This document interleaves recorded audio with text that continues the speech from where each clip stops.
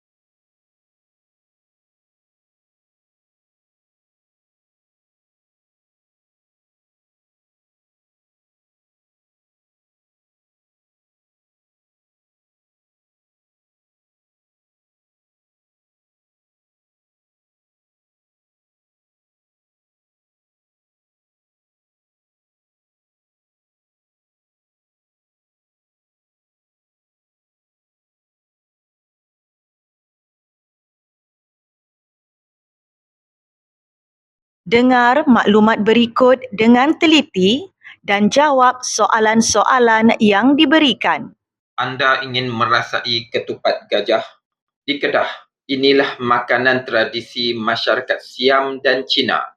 Tahukah anda bahawa juadah ini diperbuat daripada beras pulut biasa dan dibalut menggunakan daun buluh? Ciri-ciri daun buluh mestilah yang bersaiz panjang dan lebar serta mempunyai permukaan yang licin dan tidak berbulu.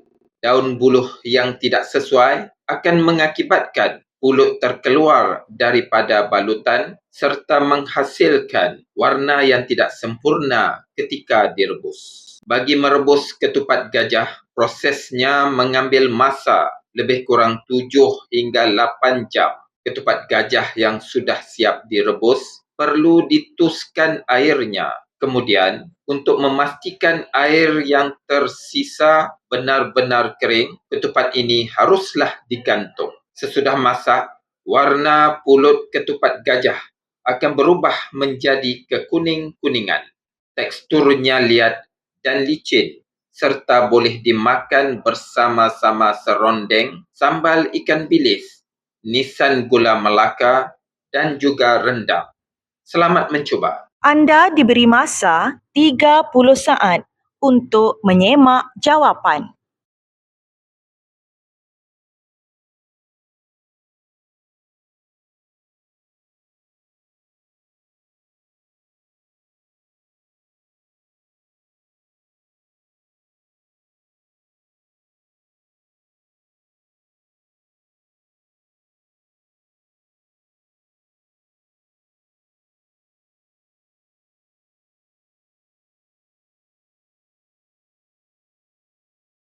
Petikan akan dibaca sekali lagi. Anda diberi masa selama 1 minit untuk membaca soalan.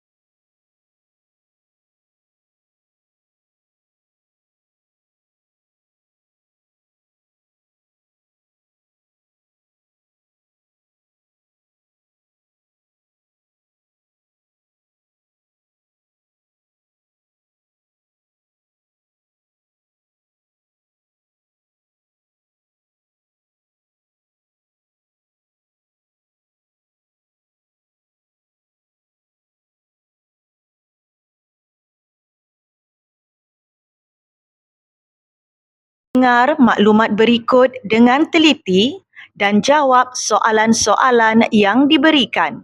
Anda ingin merasai ketupat gajah? Di Kedah, inilah makanan tradisi masyarakat Siam dan Cina. Tahukah anda bahawa juadah ini diperbuat daripada beras pulut biasa dan dibalut menggunakan daun buluh? Ciri-ciri daun buluh Mestilah yang bersaiz panjang dan lebar serta mempunyai permukaan yang licin dan tidak berbulu. Daun buluh yang tidak sesuai akan mengakibatkan pulut terkeluar daripada balutan serta menghasilkan warna yang tidak sempurna ketika direbus. Bagi merebus ketupat gajah, prosesnya mengambil masa lebih kurang 7 hingga 8 jam. Ketupat gajah yang sudah siap direbus perlu dituskan airnya. Kemudian, untuk memastikan air yang tersisa benar-benar kering, ketupat ini haruslah digantung. Sesudah masak, warna pulut ketupat gajah akan berubah menjadi kekuning-kuningan. Teksturnya liat dan licin serta boleh dimakan bersama-sama serondeng, sambal ikan bilis, nisan gula Melaka dan juga rendang. Selamat mencuba. Anda diberi masa 30 saat untuk menyemak jawapan.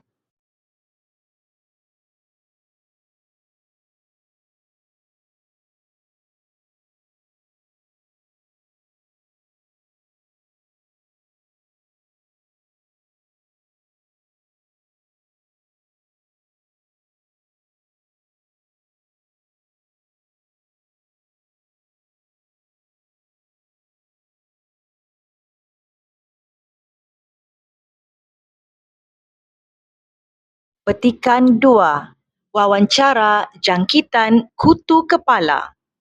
Anda diberi masa selama 1 minit untuk membaca soalan.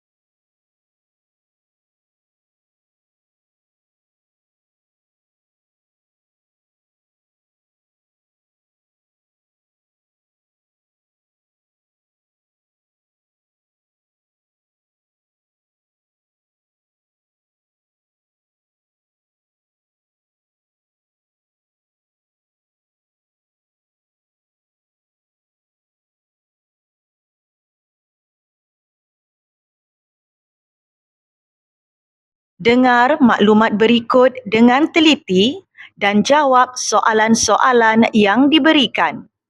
Selamat pagi. Saya ingin menemu ramah doktor mengenai jangkitan kutu. Bolehkah doktor terangkan mengenai kutu kepala dan ciri-cirinya? Selamat pagi. Kutu kepala perlu berada di kepala manusia untuk terus hidup kerana kutu akan mati dalam tempoh 2 hingga 3 hari. Selain kutu kepala, manusia juga boleh dijangkiti oleh kutu badan, terutamanya kepada golongan yang tidak menjaga kebersihan tubuh badan. Ciri-ciri kutu iaitu berwarna kelabu kecoklatan dan tidak mempunyai sayap. Bolehkah doktor terangkan dengan lebih lanjut mengenai kitaran hidup kutu kepala? Kitar hidup kutu adalah lebih kurang 4 minggu. Kutu kepala mempunyai 3 peringkat perkembangan, iaitu bermula dengan telur, diikuti peringkat nimfa dan seterusnya berkembang ke peringkat dewasa. Telur akan melekat kuat pada rambut selama 7 hingga 10 hari untuk menetas. Kutu betina bertelur sebanyak 6 hingga 8 biji telur sehari dan mampu bertelur lebih 100 biji sepanjang hayatnya. Apakah kesan apabila kutu menghisap darah pada kulit? Ketika menghisap darah, air liur yang mengandungi kesan toksik akan disuntik masuk ke dalam salur darah pada kulit kepala manusia. Kesannya akan mengakibatkan rasa kegatalan, gelisah dan hilang tumpuan. Terima kasih doktor. Sama-sama. Anda diberi masa 30 saat untuk menyemak jawapan.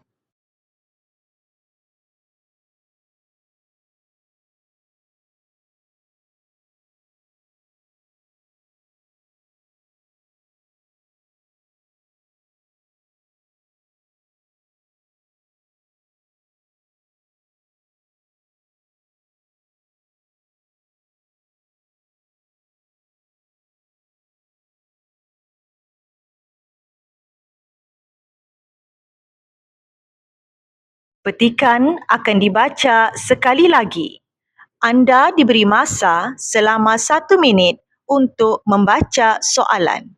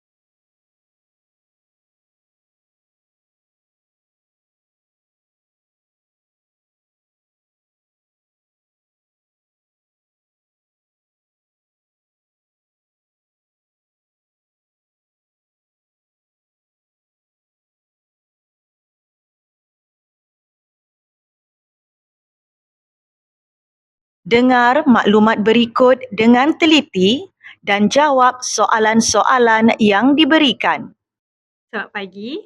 Saya ingin menemu ramah doktor mengenai jangkitan kutu. Bolehkah doktor terangkan mengenai kutu kepala dan ciri-cirinya? Selamat pagi. Kutu kepala perlu berada di kepala manusia untuk terus hidup kerana kutu akan mati dalam tempoh 2 hingga 3 hari. Selain kutu kepala, manusia juga boleh dijangkiti oleh kutu badan, terutamanya kepada golongan yang tidak menjaga kebersihan tubuh badan. Ciri-ciri kutu iaitu berwarna kelabu kecoklatan dan tidak mempunyai sayap. Bolehkah doktor terangkan dengan lebih lanjut mengenai kitaran hidup kutu kepala?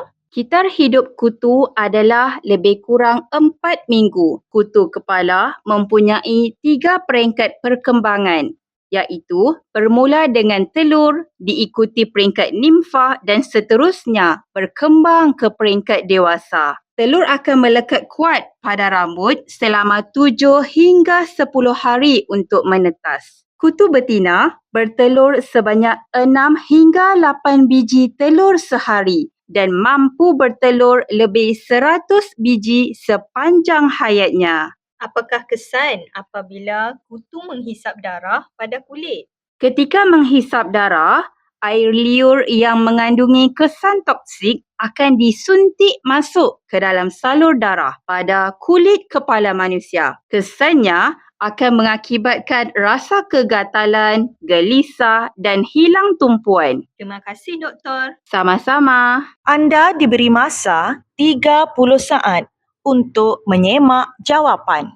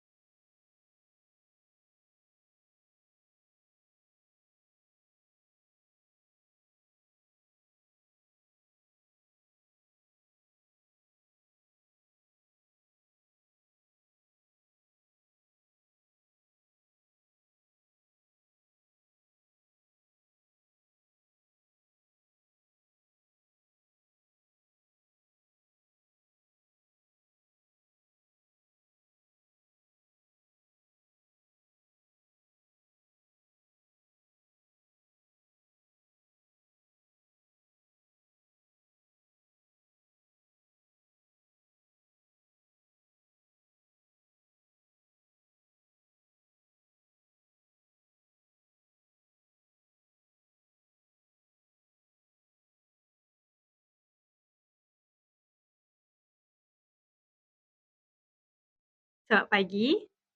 Saya ingin menemu ramah doktor mengenai jangkitan kutu. Bolehkah doktor terangkan mengenai kutu kepala dan ciri-cirinya? Selamat pagi. Kutu kepala perlu berada di kepala manusia untuk terus hidup kerana kutu akan mati dalam tempoh 2 hingga 3 hari. Selain kutu kepala, manusia juga boleh dijangkiti oleh kutu badan, terutamanya kepada golongan yang tidak menjaga kebersihan tubuh badan. Ciri-ciri kutu iaitu berwarna kelabu kecoklatan dan tidak mempunyai sayap. Bolehkah doktor terangkan dengan lebih lanjut mengenai kitaran hidup kutu kepala? Kitar hidup kutu adalah lebih kurang 4 minggu. Kutu kepala mempunyai 3 peringkat perkembangan, iaitu bermula dengan telur, diikuti peringkat nimfa dan seterusnya berkembang ke peringkat dewasa. Telur akan melekat kuat pada rambut selama 7 hingga 10 hari untuk menetas. Kutu betina bertelur sebanyak 6 hingga 8 biji telur sehari dan mampu bertelur lebih 100 biji sepanjang hayatnya. Apakah kesan apabila kutu menghisap darah pada kulit? Ketika menghisap darah, air liur yang mengandungi kesan toksik akan disuntik masuk ke dalam salur darah pada kulit kepala manusia. Kesannya akan mengakibatkan rasa kegatalan, gelisah dan hilang tumpuan. Terima kasih, Doktor. Sama-sama. Anda diberi masa 30 saat untuk menyemak jawapan.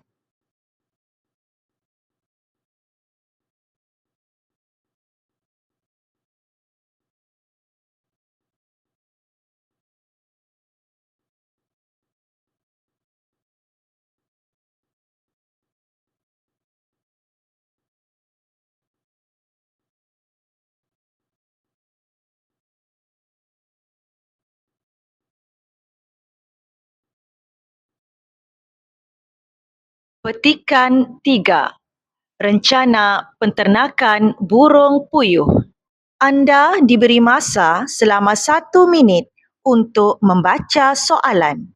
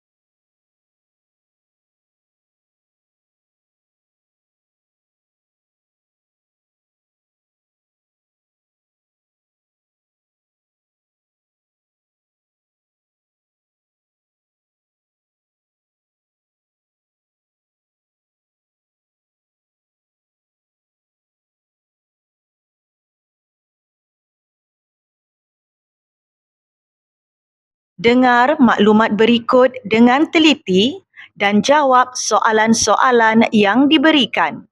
Burung puyuh merupakan salah satu pilihan orang ramai yang gemar akan tekstur daging yang lembut serta rasa yang enak. Burung ini adalah antara burung yang terkenal bagi masyarakat di kampung. Burung puyuh asalnya di kawasan ladang pertanian, sawah kering, hutan atau semak belukar.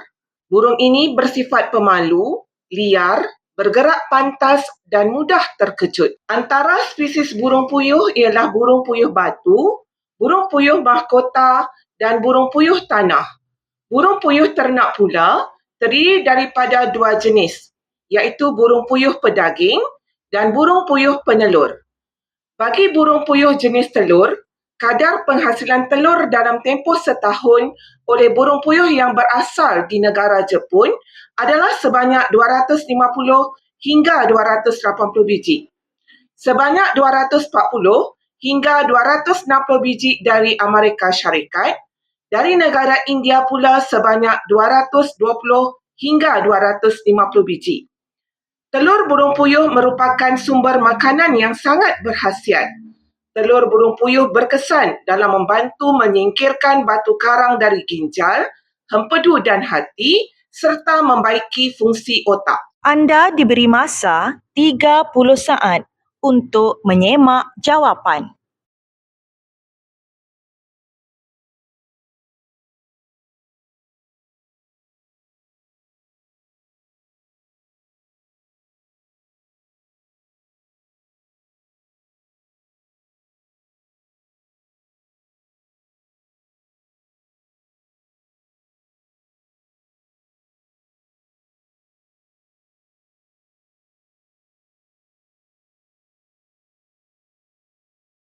Petikan akan dibaca sekali lagi.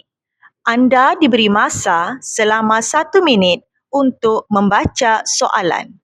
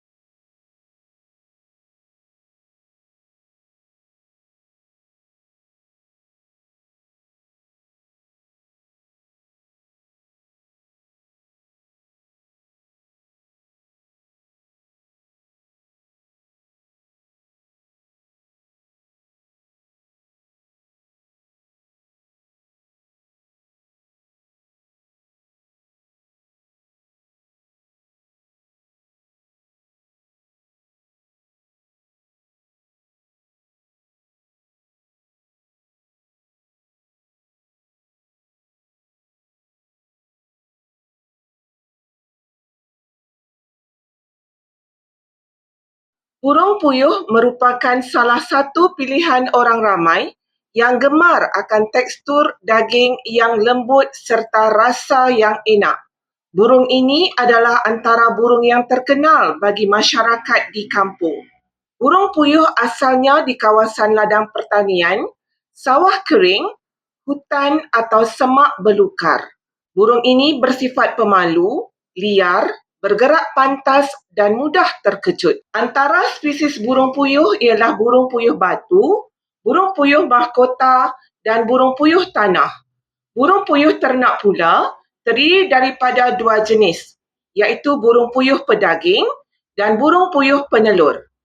Bagi burung puyuh jenis telur, kadar penghasilan telur dalam tempoh setahun oleh burung puyuh yang berasal di negara Jepun adalah sebanyak 250 hingga 280 biji. Sebanyak 240 hingga 260 biji dari Amerika Syarikat, dari negara India pula sebanyak 220 hingga 250 biji. Telur burung puyuh merupakan sumber makanan yang sangat berkhasiat. Telur burung puyuh berkesan dalam membantu menyingkirkan batu karang dari ginjal, hempedu dan hati serta membaiki fungsi otak. Anda diberi masa 30 saat untuk menyemak jawapan.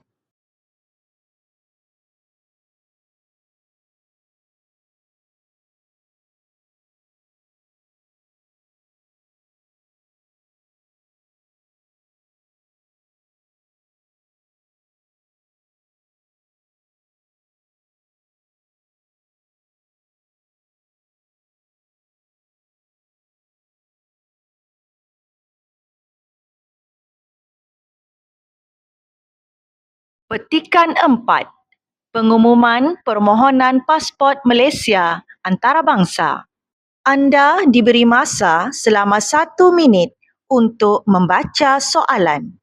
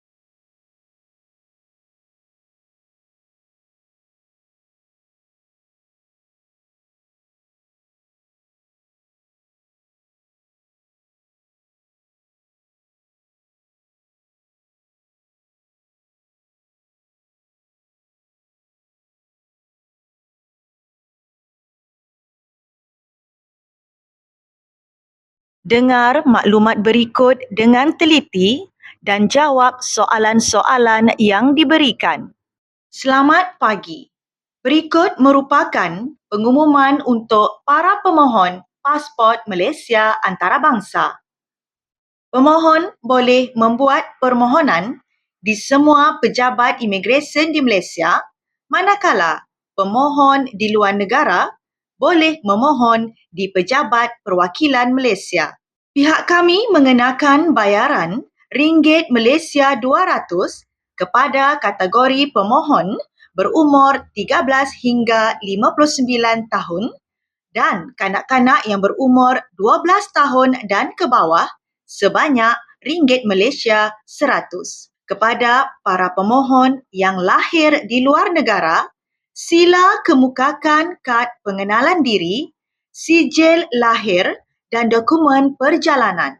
Semua pemohon diminta untuk sentiasa peka terhadap tarikh kutipan yang dinyatakan pada resit bayaran. Pasport yang tidak dituntut selepas 3 bulan dari tarikh kutipan akan dibatalkan dan dilupuskan. Pihak kami memohon maaf atas kesulitan semasa proses permohonan dijalankan.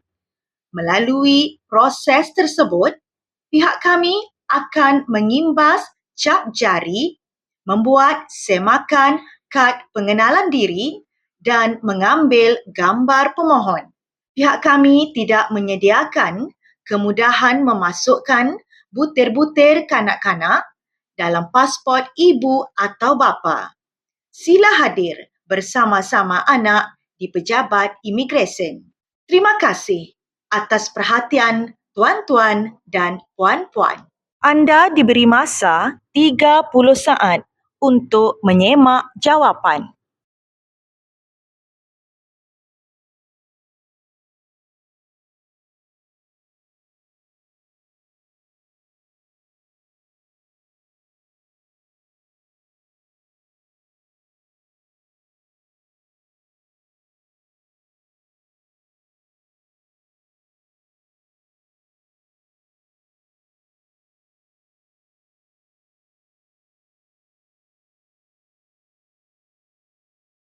Petikan akan dibaca sekali lagi.